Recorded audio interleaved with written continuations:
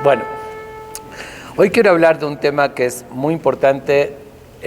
La verdad, no es suficiente el tiempo, una hora, para abordarlo. Y lo que voy a hacer, voy a dividirlo en dos partes.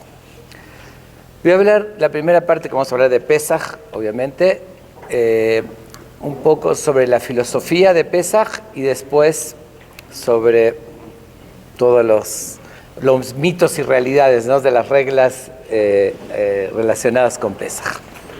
Okay. Y para empezar, y para comenzar, y hablando de la filosofía, quiero empezar descartando lo que no es Pesaj, antes de explicar lo que sí es Pesaj. Me da mucha pena decirlo de esta manera, y tristeza también, les tengo que reconocer, que Pesaj, lo primero que no tiene fundamento o no es en lo que se convirtió. Hoy se convirtió Pesaj en una fiesta básicamente de tema de la comida. Todo gira, a ver, ¿qué comes? ¿Tú comes esto? ¿No comes? ¿Y qué supervisión? Y en mi casa, y familias, y la limpieza de Pesaj, y los preparativos de los productos de Pesaj. Dice, yo observo, y es de verdad lamentable, es el tema que se habla. Con relación a Pesaj, el tema que se trata, se discute solamente con los productos.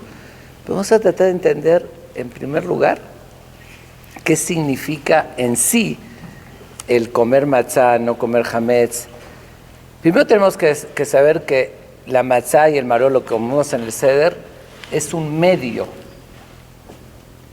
no es un objetivo. Es decir, sí es una mitzvah, un precepto de la Torá, que hay que comer la noche de Pesaj matzá, indiscutiblemente, y los 7 días, o 8 aquí fuera de Israel, no se puede comer hametz, pero eso es un medio para llegar a un objetivo. Vamos a tratar de entender cuál es la esencia, lo real. Y si esa es la forma, yo siempre uso un ejemplo, tal vez aquí mismo lo dije, pero para mí es tan significativo y observo que el problema principal que vivimos en el judaísmo mundial es lo que voy a decir ahorita, es este ejemplo. Por eso, lo dije muchísimas veces, lo reitero, y el mejor ejemplo para este ejemplo es Pesaj. Ahorita voy a decir a qué me refiero. Vamos a tomar, a ver aquí esta lata, si me la permiten. Bueno, esto es una cerveza. Ok, ¿Cuánto cuesta esto en el mercado? No sé, en el súper. 15 pesos. 15 pesos, ok, vamos a ver, no importa. No tiene relevancia con exactitud. Digamos que de esos 15 pesos, tal vez, no sé, un decir, tal vez 10 pesos o 12 pesos cuesta el líquido, la cerveza. No. Al revés, bueno, no importa. La cosa es que vamos a tomar 10 pesos el líquido y 5 pesos la lata, ¿ok? Yo les voy a preguntar ahorita a ustedes, el que compra esto, una lata de Coca-Cola en el súper, dice, ¿por qué pagas los 5 pesos de la lata? Terminas de tomarla, le haces así y a la basura, ¿verdad? No la necesitas. Entonces, ¿por qué estás pagando de tu dinero, tirando el dinero, pagando por algo que lo vas a tirar, que no lo necesitas? ¿Perdón? ¿A dónde se va a meter la cerveza? Exactamente. La respuesta muy correcta, es cierto. Pero para poder usar ese líquido, la coca, la cerveza o lo que sea, necesito algo que lo contenga. Si no tiene un envase, se disuelve y no lo puedo usar. ¿Estamos de acuerdo? Y tiene razón de ser, debe decir sí. Yo también voy a pagar ese dinero y tiene sentido. Sin embargo, si alguien llega y compra la lata vacía, ahí sí no tiene razón de ser. Es un medio para mantener un líquido, que se necesita ese medio, pero es un medio nada más. La lata vacía no tiene sentido. ¿Estamos de acuerdo? Correcto. Bueno, exactamente el ejemplo que estoy diciendo es, yo creo que la crisis que hoy atraviesa la religión a nivel mundial. Nuestra religión y creo que otras también. La Torá también tiene, como en el ejemplo que estoy diciendo, tiene esas dos partes. Tiene el líquido, o la esencia, o los mensajes, o los valores, y tiene una lata, por decirlo así, un envase, una forma, un ritual, una práctica para contenerlo, porque algo que es teórico solamente, como líquido, se disuelve, se pierde en el tiempo. Entonces, si no hay una práctica, no hay un envase, algo que lo contenga, se pierde con el tiempo. Pero ¿cuál es el problema cuando tomamos la lata vacía? Dos cosas, ni es la religión, ni tampoco quita la sed, ¿no? Y al no quitar la sed es lo que pasa hoy en día con el judaísmo, que tiene tanta belleza, tanta filosofía, tantos valores, tanto equilibrio, tiene tanto, y mucha gente igual no lo llena y va a buscar, a no sé, a la cima del Himalaya, no sé, a diferentes cultos y religiones para llenar algo espiritual. Yo creo que vaya mucha gente. Bueno, no importa, no importa. No, ok, está bien, pero lo quiero decir de que se busca en el budismo en esto y diferentes grupos, porque hay una sed, una necesidad de llenar el apetito espiritual también y nutrir el alma, pero como dije, si tengo la lata vacía en el judaísmo, no me nutre, no me llena. El mejor ejemplo de lo que estoy diciendo es Pesaj.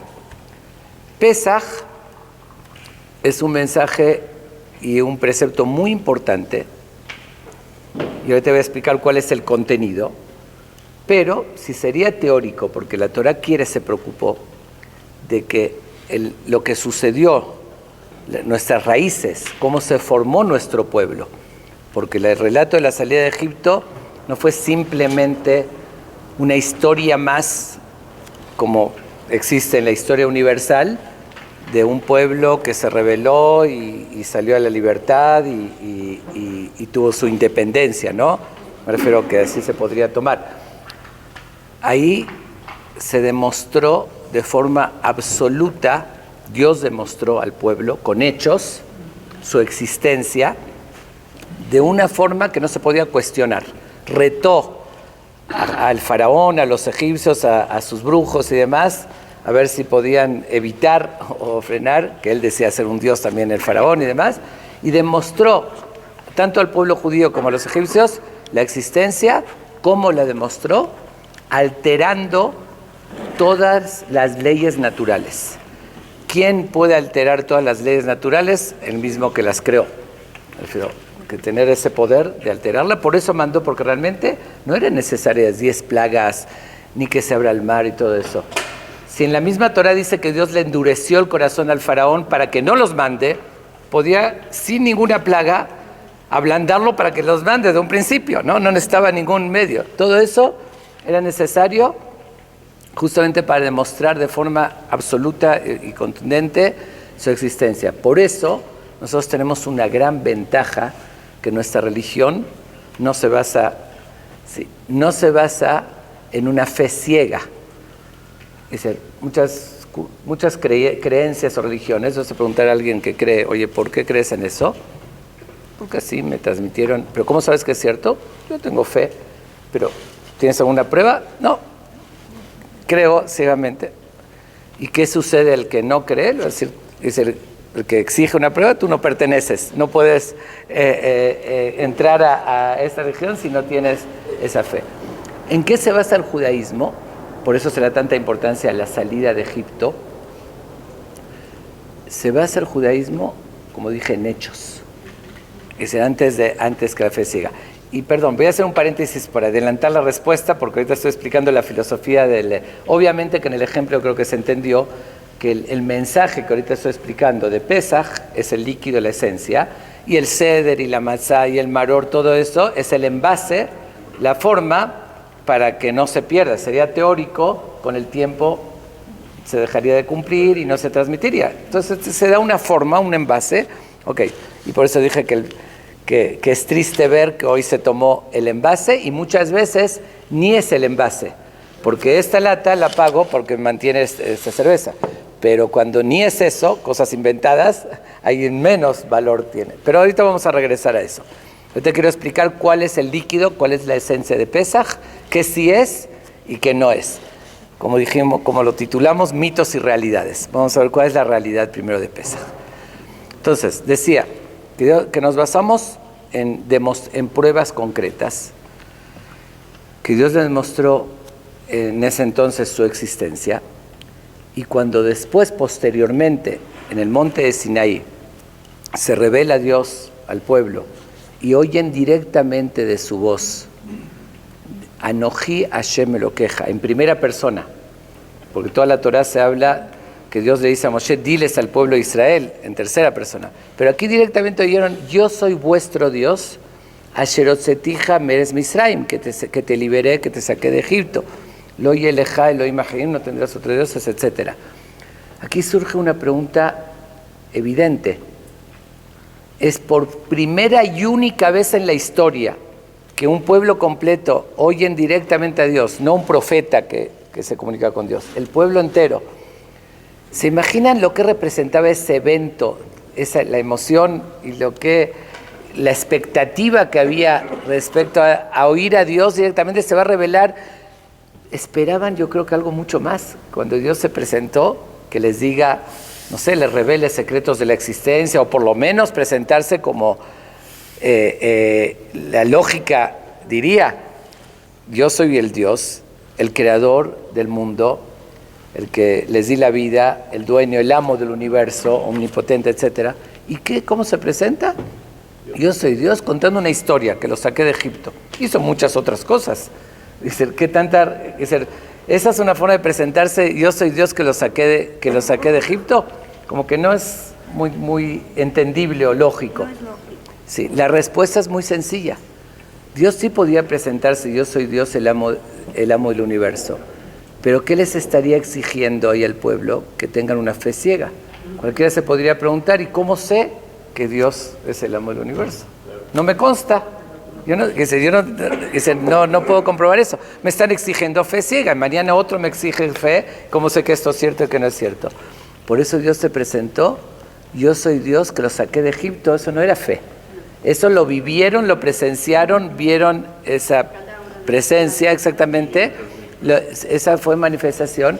Entonces, primero les demostró y después les exige fe en lo que ya se fundamentó y en lo que ya comprobaron. Ok, entonces esa es la base de nuestra fe. Esos hechos, en eso se sustenta el judaísmo. Por eso se repite tanto. En el Shema decimos, en las fiestas, en toda ocasión volvemos en el Tefilín, en todo se recuerda la salida de Egipto. ¿Por qué tanta importancia? Porque son los cimientos, las bases que sobre eso se construyó. Sin embargo, esa historia pasó hace más de 3.300 años. Entonces surge también la inquietud natural. Bueno, esa generación lo vio, lo sintió, lo percibió y tenía la convicción absoluta. Pero van a venir generaciones siguientes y alguien se podría cuestionar, ¿cómo se mantiene? A ver, vamos a pensar nosotros, ¿cómo se mantiene una historia viva? Es decir, latente, para que no se olvide y para transmitir el testimonio. Voy a tomar un ejemplo de la actualidad. Todos sabemos con convicción absoluta que existió el Holocausto. ¿Por qué sabemos? Primero porque antepasados, abuelitos, bisabuelitos, en carne propia se vivió. Segundo, sucesos a nivel universal, un país entero participaron en la guerra, los aliados todos liberaron los campos de concentración, vieron los sobrevivientes, hay fotos, etcétera, etcétera, etcétera, una serie de evidencias. Y sin embargo, hoy mismo existe el atrevimiento de los que niegan el Holocausto, después de todas las pruebas tan claras y contundentes, recién sucedió, me refiero, todavía hay sobrevivientes y se atreven a negar el Holocausto. Y todavía hay quien les cree, y todavía un gobierno, Irán, puede reunir, hacer un congreso para hablar sobre el tema y demostrar, y científicos, y que bla, bla, bla, bla, bla. Todos igual sabemos que hoy no lo podrían lograr. Habrá grupos que van a transmitirlo, pero sabemos que las pruebas son más fuertes. Estoy de acuerdo. ¿qué va a pasar en 500 años? Cuando no haya sobrevivientes, cuando no es tan reciente. Si ahorita casi tienen éxito, pues en 500 años, con más razón que pueden negarlo y desmentir totalmente. ¿Qué hacemos nosotros como pueblo judío para que no suceda eso? Tomamos una serie de medidas. Realmente estamos tomando una serie de medidas para proteger que no suceda eso, ni en 200, ni en 400, ni en 500 años. ¿Qué hacemos? Un ejemplo, la Marcha de la Vida. Es realmente una práctica que lo llevan miles de jóvenes anualmente. Por otra parte, un monumento y el museo y una serie de cosas que una persona inteligente en 200, en 500 años, cuando van a tratar de negar, se va a preguntar, a ver, ¿cuánto comenzó que pongan monumentos, que hagan una marcha, que hagan una ceremonia y todo? Si sabían que no fue cierto, la primera generación que lo hizo, ¿por qué lo hizo? De algo que no existió. No tiene sentido. ¿Cómo sabemos, un ejemplo, nosotros que existió Napoleón? ¿Hay alguien que vivió en esa época? No veo a gente tan mayor, se ven jóvenes. No. Pero sin embargo, saben que sí es cierto, ¿no? Si les pregunto, dice, no nada más Napoleón, la Revolución Francesa y toda la Guerra Mundial, dice, la conquista y todo eso. Pasó hace muchos años, pero algo que pasó en el mundo, que tanta gente que lo transmitió, se transmitió de generación tras generación, un suceso personal sí se puede inventar, y si alguien tiene la capacidad de convencer, ¿sí? y manipular, podría una mentira pasarse de generación tras generación. Pero una cosa que sucedió a nivel de pueblos enteros, de millones de personas, no se puede inventar y que nadie lo desmienta y que se transmita generación tras generación. ¿Estamos de acuerdo? Si yo ahorita saco en las noticias, mañana en la mañana, nos están invadiendo extraterrestres y están vinieron naves, bueno, bla, bla, bla, y así todo, pongo en las primeras noticias en el Universal, ¿cuánto va a durar esa noticia? En la segunda edición va a decir un loco, escribió disparates, me refiero, están viendo que no es cierto, no puede mantenerse si a la vista de todos, de millones de personas, un suceso mundial no se puede mantener. Bueno, ellos quieren vender el periódico. Ok, sensacionalista, pero no va a durar, no se va a transmitir. Ok, justamente esta lógica que estoy explicando ahorita es el sentido de Pesaj. El sentido de Pesaj es, como son los cimientos del judaísmo, como dije, en eso se basó, sobre eso se construyó. Para que se mantenga la historia viva, la Torá indica que eso se tiene que transmitir, se tiene que hacer todo un ritual, que es el Seder que hacemos de Pesaj. Antes se llevaba una ofrenda también en el templo, el Corban Pesaj, bueno, era diferente, pero todo un ritual, quitar el jamés, 7 días, millones de personas, generación tras generación. Yo les hago una pregunta. No sé, yo conozco la fiesta de Pesaj, ustedes también. ¿Alguno de ustedes fue el inventor de la fiesta de Pesaj? No. ¿Dónde la vieron? Casa de sus papás. ¿Y creen que sus papás fueron los originales, lo que se les ocurrió? El Bobe. Ok, la Zeide. Ok, ¿o fue la Bobe y la Zeide la que se les ocurrió? No, tampoco, empezaron de antes.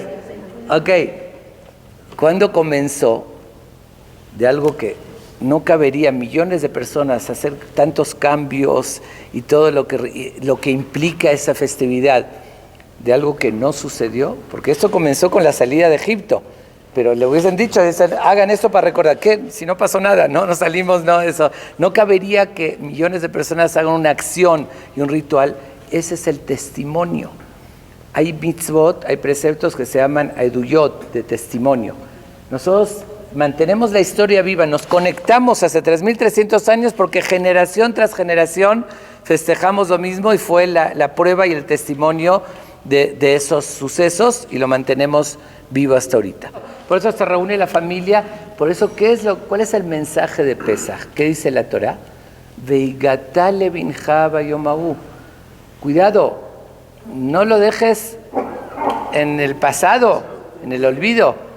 Tienes que mantener, así como dije del holocausto, hay que mantener, hay que no, nunca jamás y no olvidar, y por eso transmitir y hacer así. Así dice la Torá, se lo transmitirás a tus hijos y no permitirás que se olvide, y vas a inculcarles nuestras raíces, nuestra historia. Por eso se llama Haggadah de Pesach. La Haggadah, que es Haggadah leagid, relatar, como es para cumplir la mitzvah de la Torah, vehigadta. La Torah dice, transmitirás, y por eso se establece un texto muy sintetizado que habla de la historia desde los patriarcas hasta la salida de Egipto y todo, cómo sucedió, que es lo que tenemos que relatar. Pero para hacerlo más didáctico, vamos a llamarlo así, hoy en la pedagogía moderna es algo que en la pedagogía moderna se usa mucho y es lógico. Un niño, para enseñarle algo y que le quede, tiene que participar todos sus sentidos. Por eso hay audiovisual, se hacen actividades didácticas, manualidades y todo tipo de juegos y demás, porque cuando el niño no nada más oye teóricamente, sino participa vivencialmente, le queda mucho más. Por eso mismo, ahora sí vamos a llegar a entender, por eso la Torá nos dice que para vivir la historia más, tenemos que comer la matzá, recordando, uno siente el sabor, está viendo, ya se hizo ese cambio, cuando salieron de Egipto, el maror, el sabor amargo, jarosete y el lodo, etcétera. Todo eso es una forma didáctica para transmitir y educar a los hijos de las siguientes generaciones e inculcar nuestras raíces, nuestro judaísmo, generación tras generación. Esa es la esencia de Pesaj. El problema, como dije al principio, como comencé diciendo de hoy, que todo Pesaj gira, que se puede la tortilla, no se puede hacer jugo, esto, y qué come, y qué supervisión, y qué hacemos, y la limpieza, y todo eso, y se les olvida lo más importante. Yo digo siempre que a veces las mujeres llegan a estar tan cansadas de limpiar techos y paredes, que no se necesita limpiar techos y paredes, que ya no tienen fuerza en la noche del Seder de estar sentado con los hijos y convivir y transmitir. Entonces se fue en lo que ni es envase, porque como dije, el envase se necesita. El marco, la forma, como dije, para mantenerlo sería teórico, se perdía. El Seder, la matzá, todo lo que se hace para vivirlo es importante. Pero cuando se gira todo en algo que ni es envase, y no, yo recibo llamadas, oye rabino, sí, que la Coca-Cola que usted dijo que se puede, nunca recibí una llamada, a ver si mi hijo me pregunta cómo sabemos las bases de nuestra fe, cómo que le contesto, nunca recibí esa llamada para que me pregunten eso, que eso es lo importante. Está desvirtuado totalmente, veo de verdad eso que sucede, me da mucho dolor y pena cómo se degradó algo tan importante que son las bases, y se degradó algo tan superficial y todo, y políticas y pleitos familiares y esto, porque comes esto, porque esto, sus sencillos. Bueno, ok, y no debe ser así. Pero antes de pasar a lo que sí es, porque dije mitos y realidades, estoy ahorita en la realidad de lo que debe ser Pesaj. Vamos a entender también, voy a hacer 2 o 3 ideas para entender un poquito más en sí qué estamos recordando Pesaj. Todos sabemos la historia de Pesaj, el pueblo de Israel. Primero llega con Jacob, sus hijos se van multiplicando, después el faraón los esclavizan y después Moshe con las 10 plagas, todo, libera al pueblo de Israel por orden de Dios. Estamos festejando la liberación de Egipto, pero yo me pregunto, ¿y quiénes los llevó a Egipto? ¿Quién los esclavizó? Dios mismo. Bueno, ellos bajaron. A ver, si alguien viene, a ver, vamos a ver lo siguiente. Llega alguien, me da un golpe y me quiebra la pierna. No, yo no. Bueno, ok, no, pero te veo robusto, así bien, ok. Y después ese mismo me lleva al hospital y me paga el doctor y me lo cura. ¿Yo le voy a estar agradecido? No, no me hubieses quebrado la pierna, es su obligación, ¿no? Digo, él mismo me la quebró y él me la curó, pues es obvio, y no le voy a reclamar más de lo que le voy a agradecer. Entonces, agradecemos a Dios que nos liberó de Egipto y quienes nos llevó a Egipto y nos esclavizó. No podemos decir que fue casual, porque Dios le dijo a Abraham, Yadó te da,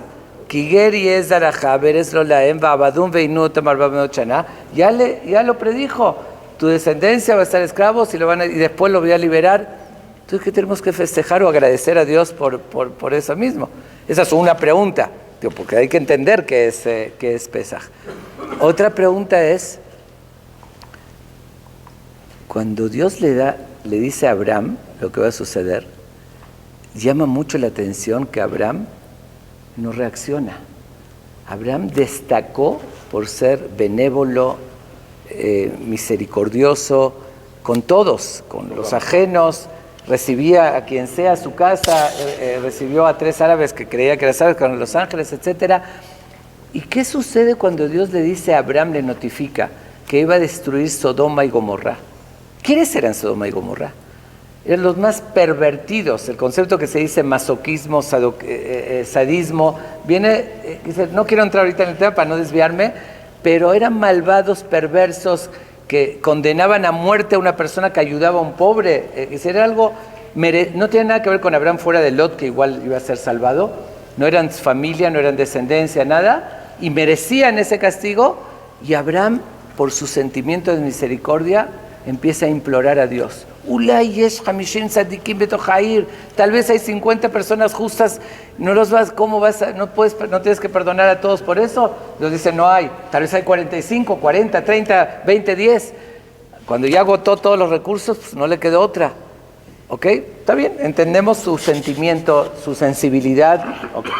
Cuando Dios le notifica a Abraham, no de Sodoma y Gomorra, extraños, perversos que merecían, que su propia descendencia, dice, Va'abadum ve'inuotam, lo van a esclavizar, lo van a torturar, Einui es sufrimiento. Pobrecitos, ni habían nacido, no hicieron nada, no eran Sodoma y Gomorra. No es para que Abraham por lo menos pida un poquito de clemencia. Si pidió por Sodoma y Gomorra de su propia descendencia, sin que lo merezcan, sin que ni llegaron al mundo, ya están condenados. ¿Por qué Abraham? No importa, pero Abraham le creyó a Dios, ya le notificó que su descendencia tiene ese sentimiento de misericordia. Además, pedir, a Sodoma y Gomorra estaban pidiendo, aunque no lo merecían, de su descendencia, no era aunque no lo merecían, no hicieron nada, no son culpables. Y sin embargo, Abraham no abre la boca, no pide clemencia, está raro, como que hay que entender eso.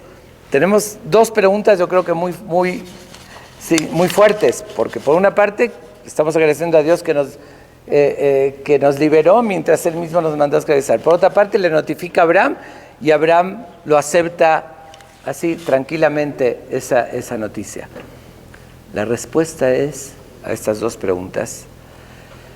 Abraham entendió bien lo que Dios le notificó. La esclavitud en Egipto no fue un castigo como cualquiera lo podría interpretar. Si sería un castigo, seguro que Abraham hubiese pedido clemencia y no tendríamos de qué agradecerle a Dios, me refiero si Él nos esclavizó. La esclavitud de Egipto fue una preparación para formar al pueblo y darles esos valores de la Torá. Nada más, no quiero extenderme, pero nada más una breve referencia. Recordemos un poquito, remontémonos a esa época que predominaba la barbarie. Es decir, hoy hay civilización y hay ética bueno, se supone, debería haber. Sí, pero bueno, pero antes era la ley del más fuerte. La barbarie predominaba, no había derechos humanos, no había leyes. En esa época, tomar un pueblo y darles unas leyes como las leyes de la Torah tan sensibles, de decir, si ves al burro de tu enemigo que se le cayó su carga, tienes obligación de ayudarlo. Pues en esa mentalidad lo aplasto. Si es el burro de mi enemigo, aprovecho y así. Decir, Bueno, eso pasó después, pero dice, Lote ta'ev mitzri kigera ita be'arzot. Digo ejemplos, ¿no? No puedes hostigar o despreciar a un egipcio porque fuiste peregrino en su tierra. ¿Pero por qué fui peregrino en su tierra? Porque me esclavizaron. Pero sin embargo usaste su suelo, tienes que reconocerlo. ¿Quién podía concebir preceptos con esa visión, con esa sensibilidad? Era imposible. El pueblo de Israel tenía que pulirse. Después, digo, sé que puede haber preguntas y inquietudes, pero digo, una visión general. Después de un proceso de sentir la necesidad, el dolor, la esclavitud, el pueblo se sensibilizó. Después de eso la Torah lo utilizó. No desprecies a un peregrino, a un extraño, porque tú fuiste peregrino, sabes lo que es ser diferente, etcétera, etcétera. Todo eso fue una preparación para que en esa época, como dije, que predomina la barbarie, pueda el pueblo de Israel después salir de Egipto y además después que Dios les pueda demostrar su existencia, cambiando la naturaleza, todo, y que haya un compromiso, porque a Dios liberarlos, tener un compromiso para poder salir para poder recibir después la Torá y convertirse en el pueblo que vive con esos valores de la Torá. Abraham entendió eso. Por eso de Sodoma y Gomorra sí era un castigo, Abraham imploró clemencia. Pero de sus hijos, que él entendió que era una necesidad, entonces seguro que Abraham no va a pedir. ¿Qué va a pedir perdón? Si era ayudándolos.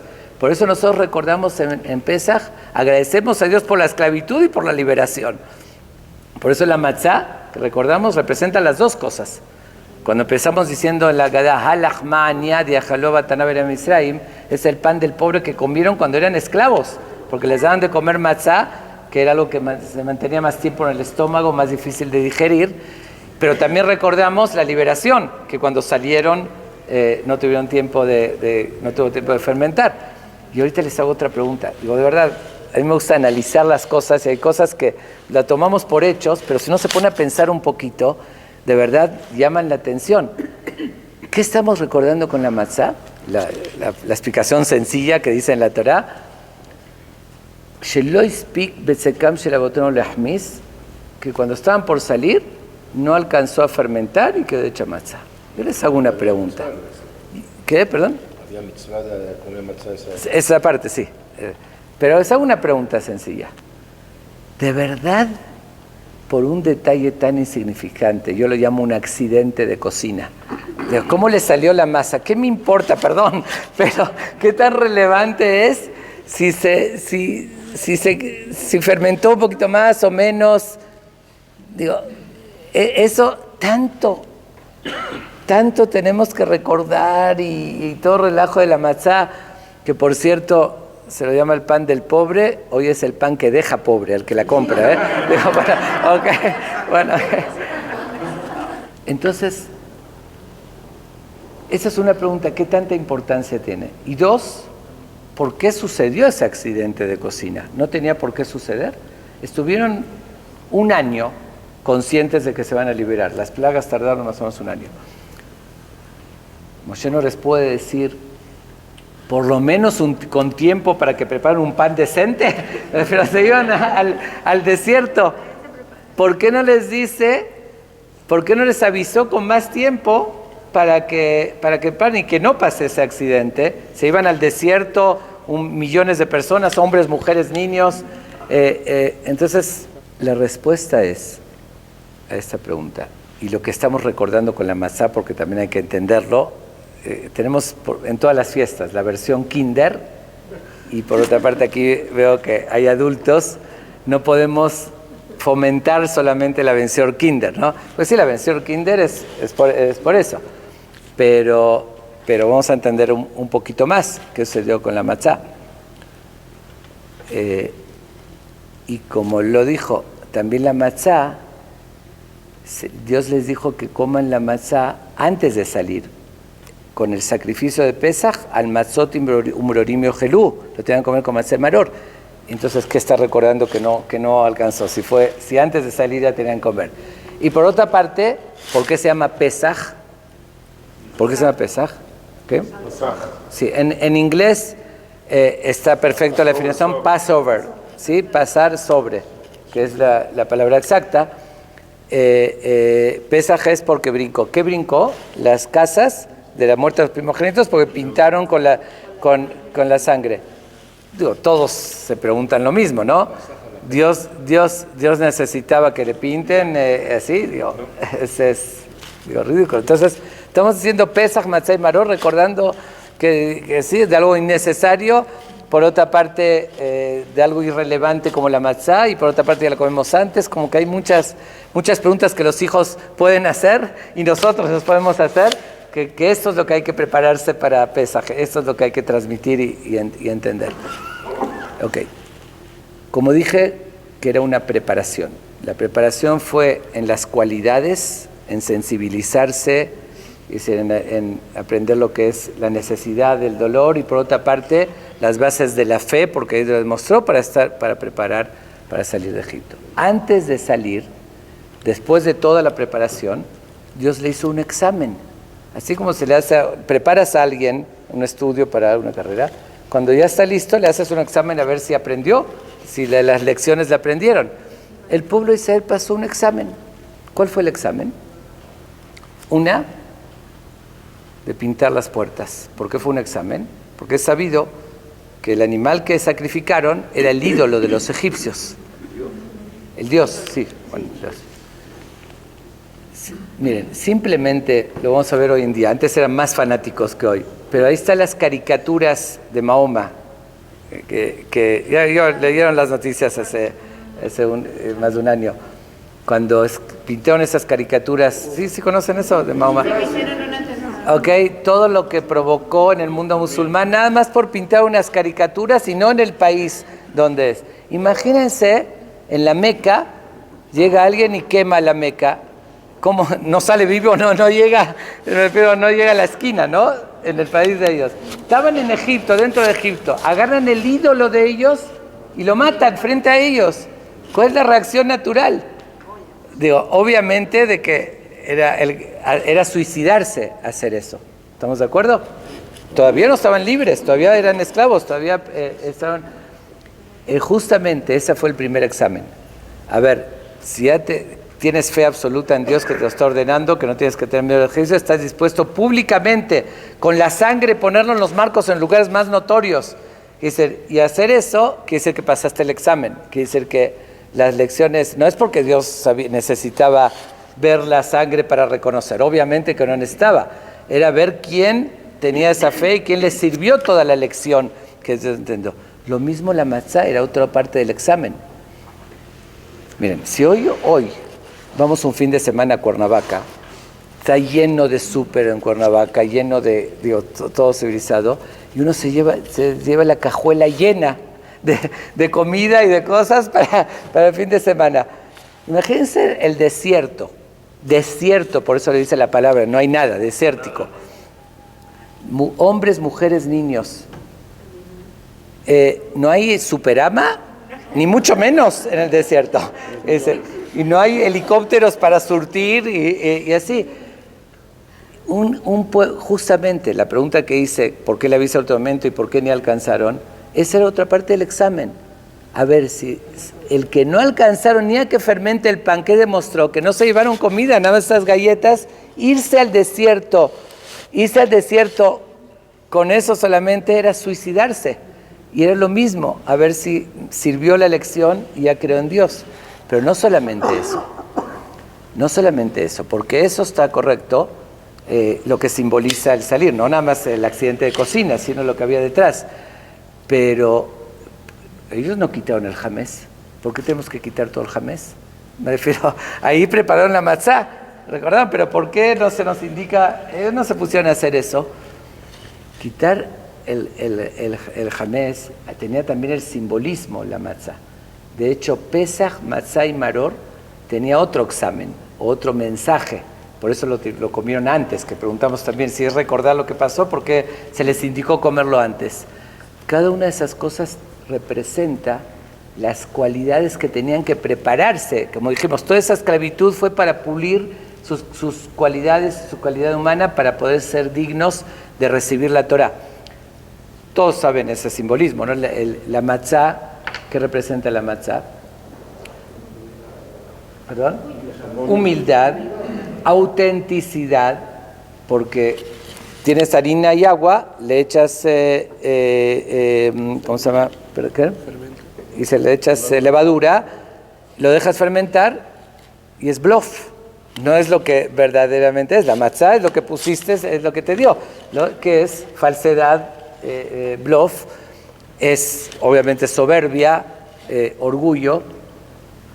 Y todo eso era para que tengan todo el proceso de la esclavitud fue para que tengan humildad, para que tengan sensibilidad a los sentimientos de los demás.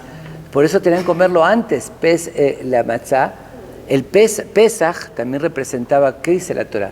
Vean las reglas del sacrificio de Pesaj, llama mucho la atención. Tiene que ser, así dice textualmente: Alto gelu mimenu na. Ubashel mebushal bamaim, kim tzeliesh, rosho al kerav al kirbo. No lo podían comer crudo, ni cocido, sino asado, rosho al kerav al kirbo. Entero, como un pollo rostizado entero, tenía que estar rostizado el animal entero. ¿Por qué? Dice, bebait ehad yachel, lo tzosim min habayit min habasar husa. En una sola casa, la familia se reunían, no podían. ¿Qué tantas reglas tan extrañas? ¿Qué importa si lo asas en pedazos y por qué asado o hervido como se te antoje y en una sola casa y el cuerpo entero? Ahí estaban dándole mensajes. Se iba a formar un pueblo. Entiendan que el pueblo, para que subsista y para recibir esos valores, tiene que ser como un solo cuerpo, íntegro, en una sola casa. No puedes dividirse, no puedes separarse, y hasta el asado también insinúa eso. ¿Qué representa asado? Si tú hierves la carne, se hace porosa, se abre. Si la asas, se une, se juntan los poros, por eso se seca, por eso se hace más pequeña, porque se une más. Todos esos eran mensajes de cómo se forma el pueblo, era el examen, era el mensaje final. Tenían que comer, antes de salir, entender que tenían que comer el Korban Pesaj, demostrar la fe con la matzá, con esas cualidades, el maror, que es amargura. Hay veces, sí, para cumplir un precepto espiritual, hay veces cierto sabor amargo, hay que sacrificarse un poquito. Sin eso no hay esa predisponibilidad, uno no puede recibir. Entonces todo eso era, como dije, el mensaje final y la preparación. Por eso tiene un sentido más profundo, no es decir nada más recuerdo el accidente de cocina y eso es la esencia. Eso es en pocas palabras, porque de verdad, sinceramente, créanme que si ponemos a analizar todo, sí, no les veo cara de querer quedarse toda la noche, no sé. O sea, bueno, okay. Sí, bueno, pero, ok. Entonces, vamos nada más a tomarlo, estas ideas, es como un síntesis del sentido, de la esencia de lo que tenemos que transmitir en la noche del Seder. De ahí salen todas las costumbres, que se hace manishtaná, lo mismo como dije al principio, para hacerlo más didáctico, psicológicamente, pedagógicamente, cómo se hace didáctico, que el niño cuando pregunta y uno responde, queda mucho más con cosas tangibles, como dije, todos los sentidos. Entonces ahí se transmite y se logra el objetivo principal que dije al principio: mantener viva la historia, el testimonio, transmitir nuestra fe a las siguientes generaciones. Okay. Eso es el punto, me refiero, de la esencia. Ahora vamos al envase, okay, donde nos perdemos un poquito. Okay. Sí, y que quede muy claro que hay obligación religiosa de seguir las leyes establecidas, tanto de la Torá como los Jamim establecieron, la halajá, la ley, pero en su verdadera dimensión. Tendemos muchísimo a exagerar en eso y no en la esencia. ¿Quién se prepara para Pesaj estudiando la Agadá? De verdad, ¿quién se prepara de esa manera y estudiando lo que estamos hablando? Se debe, como está indicado en la Torah, quitar el jamés, que eso simboliza también, como dijimos, es esa reflexión, tiene cabalísticamente, simboliza lo que fermenta, quitar esas malas cualidades, como dije, el orgullo y todo eso, pero también recordando que el pueblo de Israel en ese momento se preparó y después de la esclavitud ya había quitado todo ese jamés. Pero vamos a un punto que la verdad a mí me da a veces un poquito hasta de pena, dice sobre las mujeres, del desgaste. ¿Qué significa hay que hacer la limpieza de la casa? Y aclaro, una mujer que quiere hacer limpieza general una vez al año y aprovechar Pesaj, está perfecto. Pero vamos al caso que una no tiene, estuvo ocupada y no tiene. ¿Qué es lo que se tiene que limpiar? Lo dice la halajá, lo dice la ley. Kol makom shemachnisim bo hametz srichim bedika.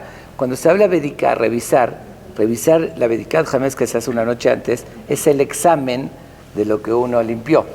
Entonces se hace el examen de lo que uno estudió, ¿no? Así un examen. Aquí también, donde dice que hay que revisar es donde hay que limpiar. La bedika es la prueba que uno lo hizo bien. ¿Y dónde entonces hay que limpiar? Dice, Kol makom shemachnisim bo hametz, donde se pone hametz, ahí se revisa. Yo les hago una pregunta. ¿Alguien se pone a comer ahí en el techo, ahí arriba? ¿En la cortina? ¿Se lo pone de mantel la cortina? No. ¿Estamos de acuerdo? Es en los hechos. A ver, ¿por qué? No, vamos a entender una cosa. ¿Por qué se quita todo el hametz? Porque hametz en Pesaj no se puede tener nada de hametz. Pero en el Talmud pregunta, nosotros aparte de revisar y quitar, hacemos lo que se llama bitul.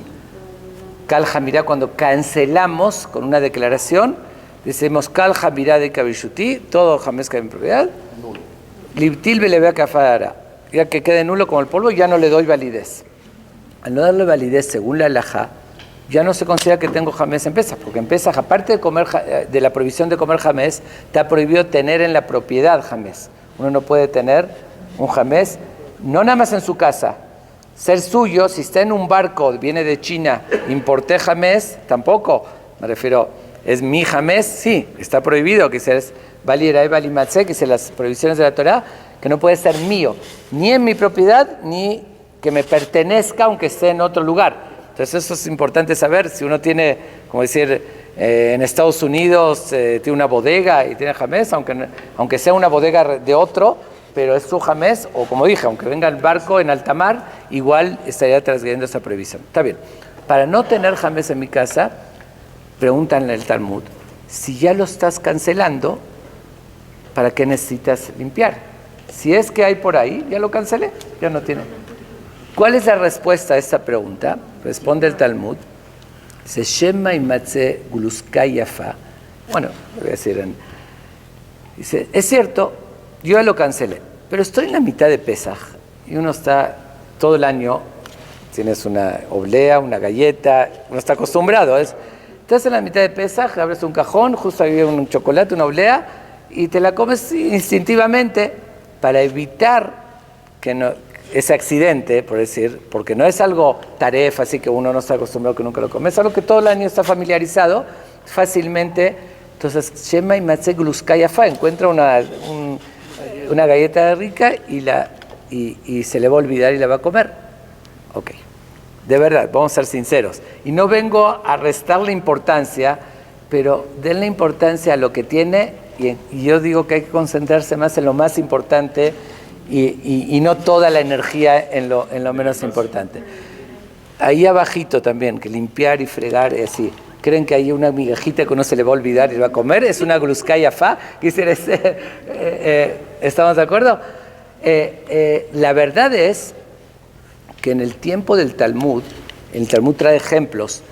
Antes, primero las construcciones y las viviendas en los campos y demás eran de ladrillos sin acabados y habían agujeros, y ahí incluso se menciona si un ratón llevó de un lugar a otro y lo metió dentro.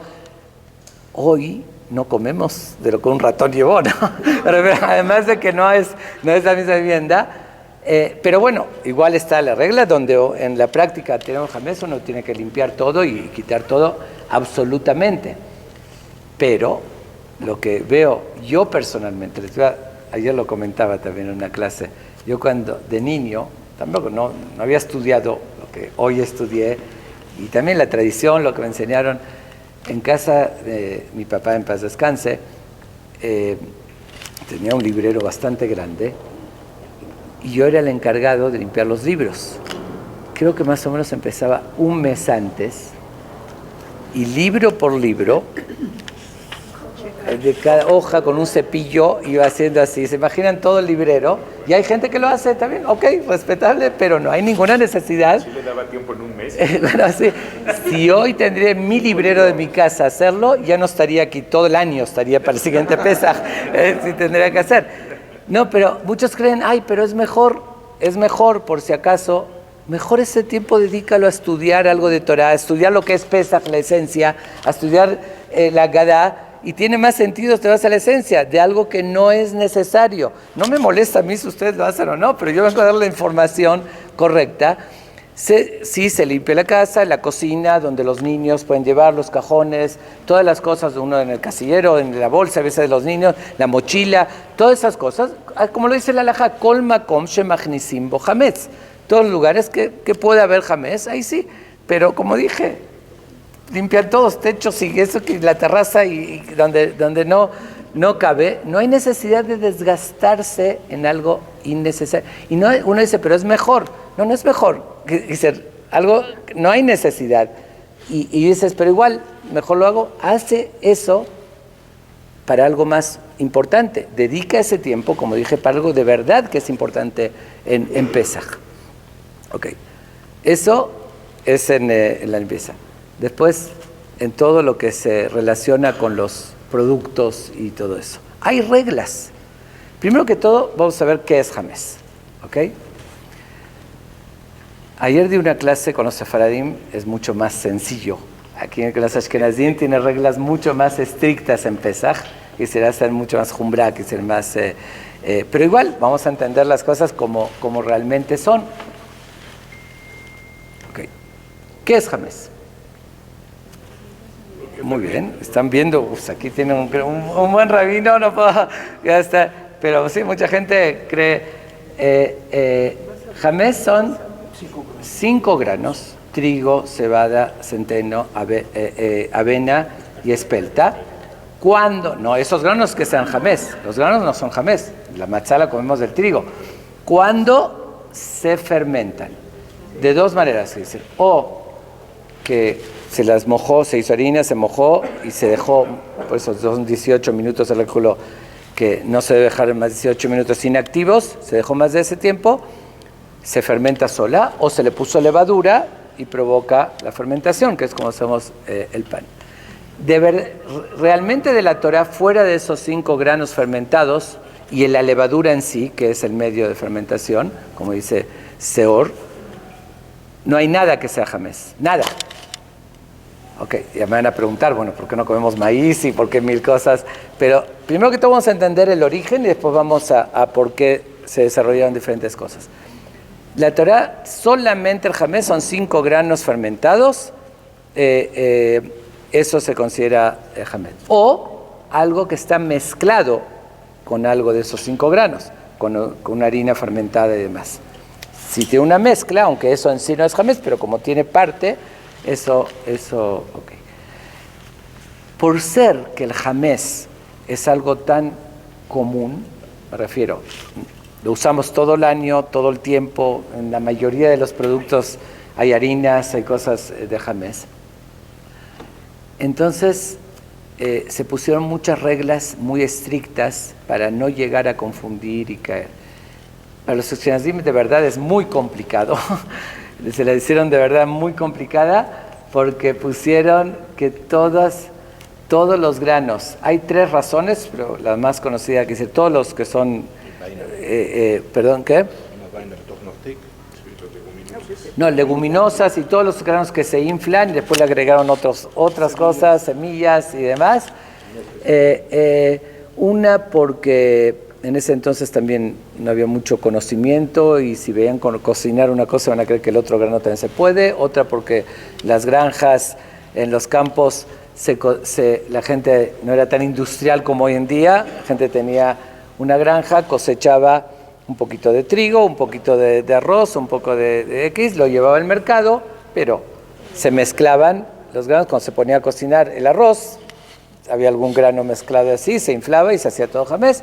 Entonces prohibieron todo eso. Pero igual no hay que darle la misma importancia, que se puede tener en la casa cualquiera de esos granos, no hay que venderlo. Prefiero no, una olla que se cocinó maíz, no está prohibido. Hay quien no lo hacen, pero realmente según la halajá, esos son los granos en sí. De hecho, según la halajá, para los ashkenazim también, lo que es derivado y que no es a la vista, la mayoría de los comentaristas permiten, como un aceite o algo de maíz, así. En la práctica, la mayoría no hacen jumrá y no se usa. Pero según la halajá, en sí se prohibió los granos a la vista, lo que se infla para que no confundirlo y mezclarlo, porque no es jamés, nada más es un alejamiento que dicen los jamés. Ok.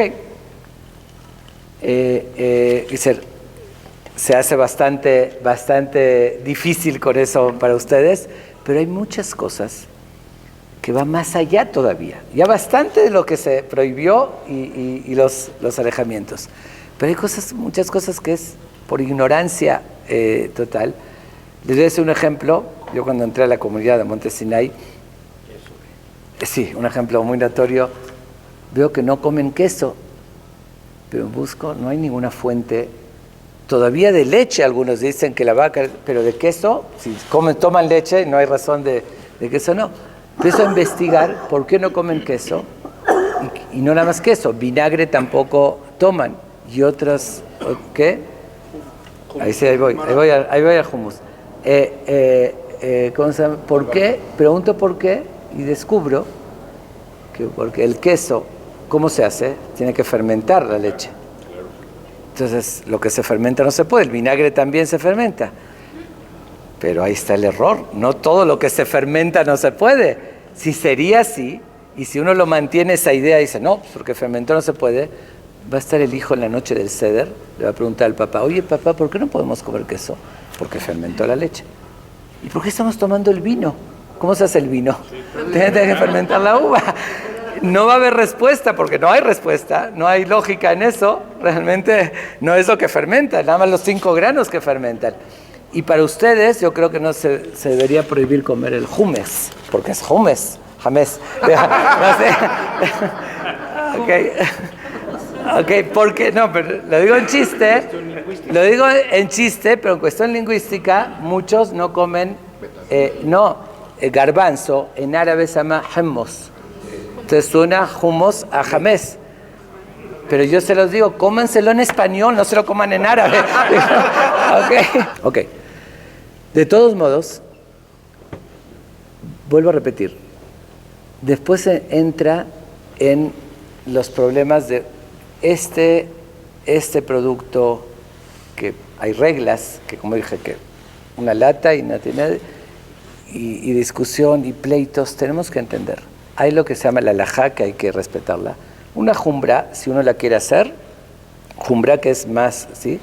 Principalmente en su casa, que es el para él, y ocultamente, porque si uno ya lo presume, que es así, ya se llama mishum yuhará, ya es lo contrario a matzá, lo que representa la matzá. Entonces, porque hoy se hizo un estatus, y así como la moda.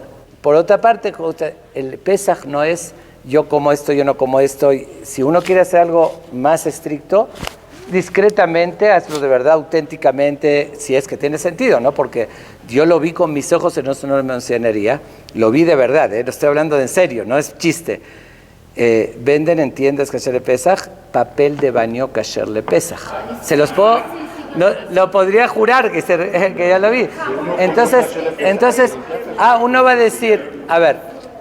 decir, ok, pero bueno, mejor por si acaso, ese dinero que estás gastando, puedes ayudar a una persona necesitada, no es mejor a costa de otra cosa. Y miren, el problema que hoy tenemos en nuestras sociedades, que vuelvo a repetir, se dejan los valores más importantes. Dijimos, ¿qué dije el Pesaj? El Corbán, toda la unión, la humildad, el respeto, la autenticidad.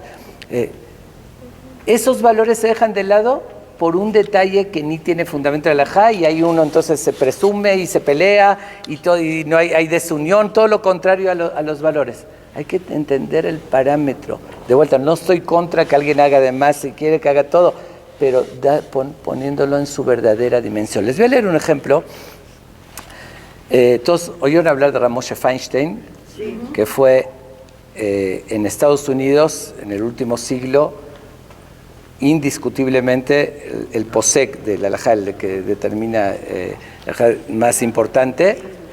Le voy a leer un muy pequeño, pueden verlo, aquí está la referencia, Shutigron Moshe, Yoredeach Lekalef Siman Samachbet, ahí está. Le hacen a él una pregunta, no quiero entrar en los detalles, no nos vamos a desviar, traigo para la idea que quiero transmitir y no tiene que ver ahorita, sobre un tipo de bebida alcohólica que lo hacían en utensilios donde hacen vino, no nesej. Le hace la pregunta, alguien quería poner una fábrica y hacerlo sin que se hagan esos utensilios para que sea meadrín 100%, que no haya ninguna duda. Le hace la pregunta si está bien y él le dice, él lo felicita, le dice sí es bueno para que no entre en ninguna discusión, aunque él dice que la halajá está permitido, pero como hay quien prohíbe, es mejor. Y miren lo que dice, miren la grandeza de lo que es un verdadero rabino. Veani, avshani matir, aunque yo lo permito, nizar ani beatzmi mirishtot blender, yo me cuido personalmente, yo no lo tomo. Pero miren lo que sigue. Rak behabura, shelo lemhize que yuhara, aiti shote mashu levarej amesubim kanahug.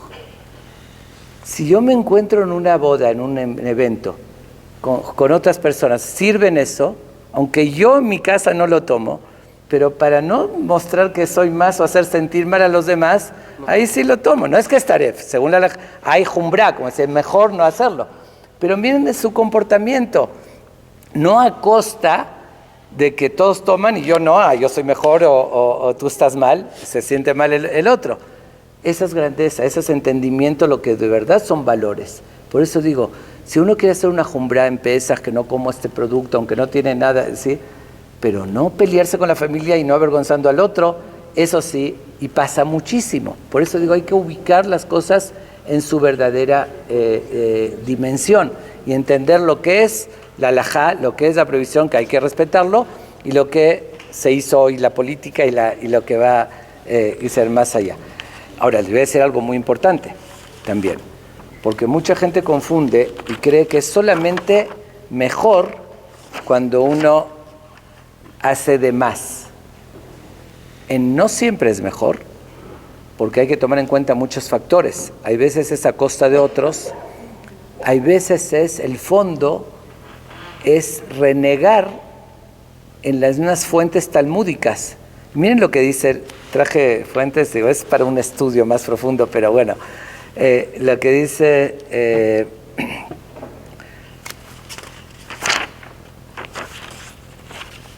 en el Yoredea, es uno de los tomos de Shulchan Aruch, tiene sus comentaristas, uno de ellos es Pitjet Teshuvah, ¿okay?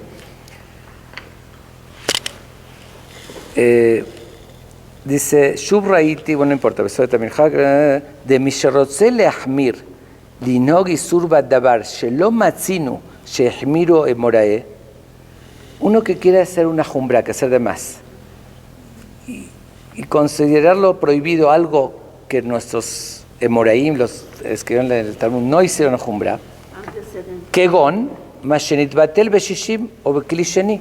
Un ejemplo, hay una regla, todos lo saben, que algo que se mezcló en 60 veces más queda nulo. En Pesaj, cuando se mezcla dentro de Pesaj, la regla es que no se anula, nada más es una excepción. Los Ashkenazim son más estrictos que si se mezcló antes de Pesaj, si es sólido, no líquido, en Pesaj también está prohibido, porque decimos que ese grano que es sólido es como que despierta en Pesaj. Como ahí está, no se nulificó, entonces eso tampoco se puede comer en Pesaj. Pero un líquido, una Coca-Cola o lo que sea, ahí sí no decimos, también para los Ashkenazim, porque ya se disolvió, se deshizo, entonces ahí si se anuló en 60 veces, es nulo, también para todas las opiniones. Pero si alguien dice, aunque eso fue nulo, yo quiero hacer Jumbrá, que si yo quiero ser más estricto. Cualquiera diría, como muchos lo hacen, pues es mejor, está siendo mejor. Vamos a ver qué hay en el fondo de eso, y lo dice, no lo digo yo. Cuando uno dice yo quiero hacer Jumbrá, está demostrando que aunque en el Talmud los grandes sabios establecieron como ley que algo en 60 queda nulo, yo siento que no, hay algo ahí. Entonces no acepto la autoridad, me creo más, es un reformismo, es decir, y miren cómo dice, Ebe quemó a Picoros, veasase jarobe efsedó, dice el Pizjei Teshuvah, es como un hereje, y en vez de su recompensa, lo bueno es lo negativo, y uno creyó, yo soy muy mejor, yo estoy haciendo mejor. Lo estamos dando cuando hay discusión, porque esto que queda nulo en 60 según todos. Pero puede ser que alguien opine que no tiene esta ley, como no se llama Picoros. Pero ¿quién quiere entrar en dudas si se considera hereje o no? ¿Qué necesidad? Sí, pero ¿qué necesidad? Y así otro también, Yamsha Shlomo, Rabbi Shlomo Luria, bueno, fue uno de los grandes, dice, venirá Benay, me hace catar, me harán Shayan, irá Benay que en minut, en que más maleda, Micheló, valida Takral, lo hajo Lahmir, bebé que en minut. Uno que no tuvo un tropiezo por eso, no puede prohibirse algo, porque es como dije, herejía. Dice, Abalahashin estaba Talmud Peshita, Shen Lahmir Negra Talmud. Después que se selló el Talmud, no hay que hacer más que eso. Zulat Zibabe Takalash Baleado. Solamente cuando uno tiene un obstáculo, que es el que le provocó una debilidad que cayó en un error, también viendo que también otros hicieron los primeros. Ok, pero aquí hay algo más importante, que es lo más actual de lo que voy a decir. La Torá relata que Abraham Avinu, cuando salió a la guerra, la primera guerra mundial que hubo, no la primera guerra mundial moderna, sino que eran 4 países contra 5, y él ganó, después regresó y se topó con el rey de Sedom. ¿Y qué le dijo el rey de Sedom? Ten li hanefesh verehush kahlach. Regrésame las personas, los rehenes que habían tomado, y tú quédate con el botín, porque la verdad él lo ganó, él arriesgó su vida, tenía todo el derecho de quedarse con el botín. ¿Qué le contestó Abraham? Levanto mis manos al cielo y mi judá serochnal y me caje no voy a llevar ni una agujeta de zapato, me refiero a nada, que no digas que tú me hiciste rico o así. ¿Ok? La verdad, de un botín tan grande de guerra fue una tentación muy grande y demostró Abraham. Sin embargo, dice, Biladai, pero fuera de mi raca, pero los muchachos que me acompañaron y lo que ellos, ahí sí. Pero si ya estás a lo grande, pero ¿por qué centavos? Déjalo. Miren lo que dice el famoso Hafez Haim. Dice, Kavanata te va Biladai, la palabra Biladai, fuera de mí, y le la medenu, para enseñarnos. Sheleatzmo ihmir Abraham Avinu beyoter. Para él mismo hizo mucha jumbrá de no tomar, aunque tenía todo el derecho. Dile no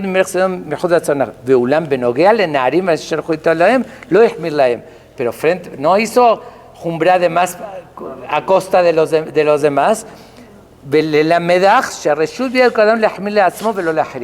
Tú no tienes permiso de hacer para uno mismo, pero no para otros. Pero aquí hay otro punto muy importante, y ya voy a cerrar, que hay que cuidarse mucho. Bueno, eso va más para aquí nosotros y para... Está escrito, un rabino o alguien que dictamina no tiene ningún derecho a prohibir algo que según la halajá lo permite, aunque haya jumbrá. Podría decir, está permitido, y si quieres ser jumbrá, si es que cabe, si es de más, entonces, pero si uno no lo hace así, y tú confiaste en mí, me preguntaste, ¿puedo tomar ese artículo? Yo te digo, no, tienes que comprar el importado. El importado te costó 3 veces más.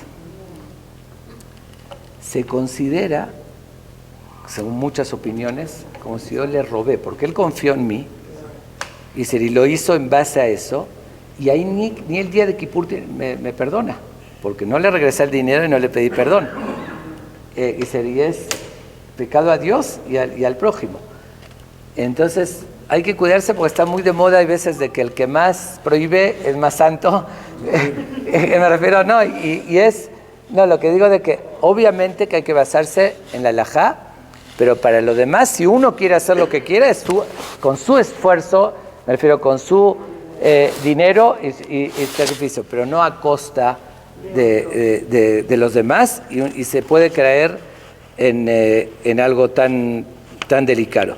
Y dice, por otra parte, aquí no quiero ya leer las fuentes porque ya es muy tarde, dice, vemos de la Torá que la Torá hasa al mamonam shel Israel. La Torá se preocupa por el dinero del pueblo de Israel. Y hay un ejemplo en la Torá, hay un pasú que dice, en los tiempos de antes, cuando está el Bet HaMikdash, cuando había, justo es la perashá de la semana, cuando había una lepra en la casa y tenía que el Cohen llegar a ver si era impuro o puro, miren cómo dice textualmente, dice, tenían que vaciar la casa, vetere mi abo a Cohen, antes que venga el Cohen, tenían que lefanot. ¿Por qué? Porque se veían unos utensilios pequeños ahí de barro o lo que sea. Y llegaba el Cohen y hacía impura la casa y ya todo eso había que tirarlo y lo perdía. Entonces, antes que la haga impura, que lo que hace para que no pierda el dinero, que se fijándose aunque sea en centavos. No es juego, quise jugar con el dinero ajeno, exactamente. Entonces, vuelvo a repetir. Miren, no quiero detallar más en este tema. Ahora sí quiero que si tienen alguna duda sobre esto. Pero hay que darle la dimensión y el lugar que tiene Pesaj, sintetizando lo que dije. La máxima importancia es cumplir con la esencia de Pesaj, como lo acabo de explicar, como lo expliqué en la filosofía, lograr transmitir a los hijos nuestras raíces, la historia, lo demás es un complemento, se cuidan las leyes, pero no contradiciendo las bases por las cuales el pueblo de Israel se liberó y se recibió la Torá y se preparó, de que es que dice, no, obviamente cada uno tiene derecho a defender sus principios, y si es una halajá, uno no la tiene que violar. Si el otro no le parece, tiene que explicarle de buena manera que respeta, pero a veces para una cosa que es de más, ahí sí no justifica el sentimiento negativo, incomodar al otro o divisiones de familia por cosas que de por sí no tienen un fundamento. Para eso hay que estudiar un poquito más los detalles. Tienen aquí un super rabino, tomar las clases antes de Pesaj y entender, como dicen, al pan, al vino, vino, lo que es verdad, sí, lo que no, y no desgastarse de más en cosas innecesarias, dejar las energías para lo que verdaderamente tiene la importancia.